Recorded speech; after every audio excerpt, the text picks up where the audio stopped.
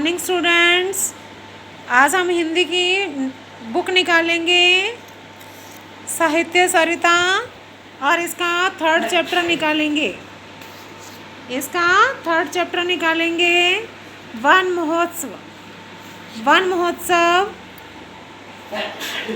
इसके hard words हैं वातावरण, वृक्षारोपण, संपदा, कार्यक्रम, सुरक्षा, हरियाली। वन महोत्सव थर्ड चैप्टर। वन हमारे लिए बड़े ही लाभदायक हैं। उनसे हमें फल, फूल, इमारती लकड़ियाँ और ईंधन मिलता है ना। आपको पता है ना, ये लकड़ी, फल, फूल और ईंधन हमें कहाँ से मिलता है? जलाने के लिए कोयला। छोटी सी दिया सलाई से लेकर बड़े बड़े दरवाजे, फाटक और मकान इस लकड़ी से बनते हैं। विद्यालय की कुर्सियाँ, मेज़, ब्लैक बोर्ड आदि लकड़ी से ही बने हुए होते हैं।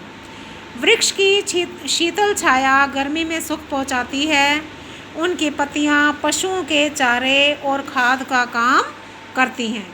आपको पता है ना कि गर्मियों में पेड़ों की छाया कितनी अच्छी लगती है और इसकी पत्तियाँ पशुओं के चारे के काम आती हैं, ये सब जानते हैं। अनेक पशु पक्षी वनों की गोद में पलते हैं। वृक्ष वायु को शुद्ध करते हैं। उनकी हरियाली वातावरण को विषैली गैसों से मुक्त करती है। वृक्ष जल बरसाने में सहायक होते हैं। वे भूमि के कटाव को भी रोकते हैं। उनकी जड़ें मिट्टी को बांधे रखती हैं।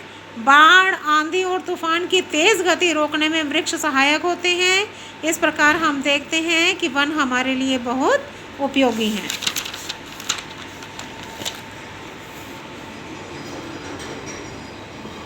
पहले हमारे देश में वनों की भरमार थी, लेकिन आबादी बढ़ने के साथ साथ वन संपदा नष्ट होती जा रही है। लोग पेड़ों को काटकर बस्ती बढ़ाते जा रहे हैं, जंगल कटते जा रहे हैं।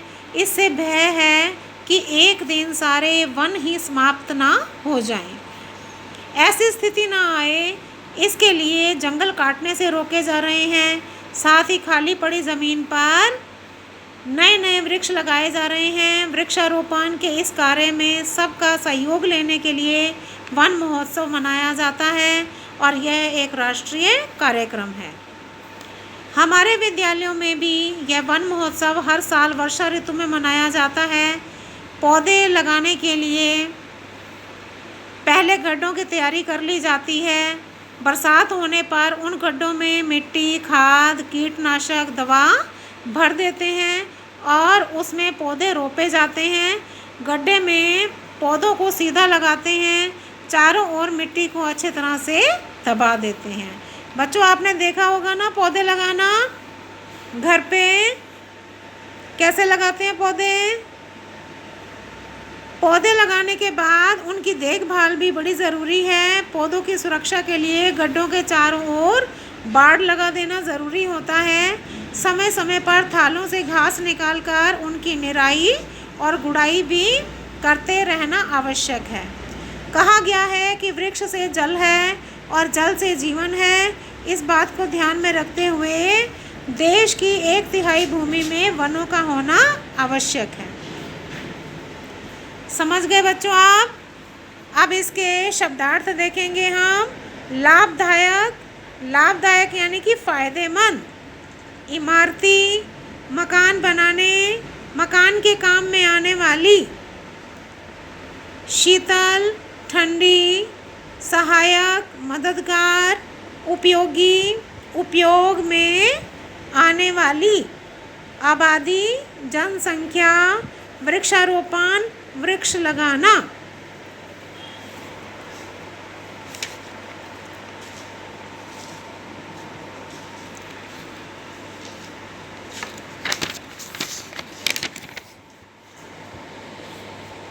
अब इसकी एक्सरसाइज पे आएंगे। कोष्ठक से उचित शब्द चुनकर खाली स्थान भरो। वृक्ष वायु को शुद्ध करते हैं। शुद्ध।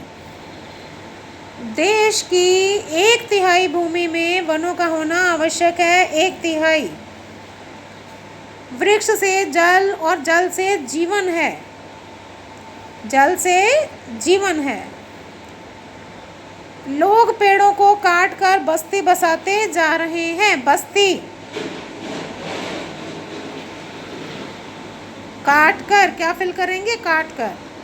वृक्षों की शीतल छाया गर्मी में सुख पहुंचाती है। वन हमारे लिए बड़े ही लाभदायक हैं। हाँ या नहीं में उत्तर दीजिए। वन महोत्सव एक राष्ट्रीय कार्यक्रम है। हाँ। खाली पड़ी हुई जगह में नए नए वृक्ष लगाए जाने चाहिए। हाँ। वन महोत्सव सर्दी के मौसम में मनाया जाता है। नहीं। वृक्षों की शीतल छाया गर्मी में सुख पहुंचाती है। हाँ। वृक्ष वायु को अशुद्ध बनाते हैं। नहीं।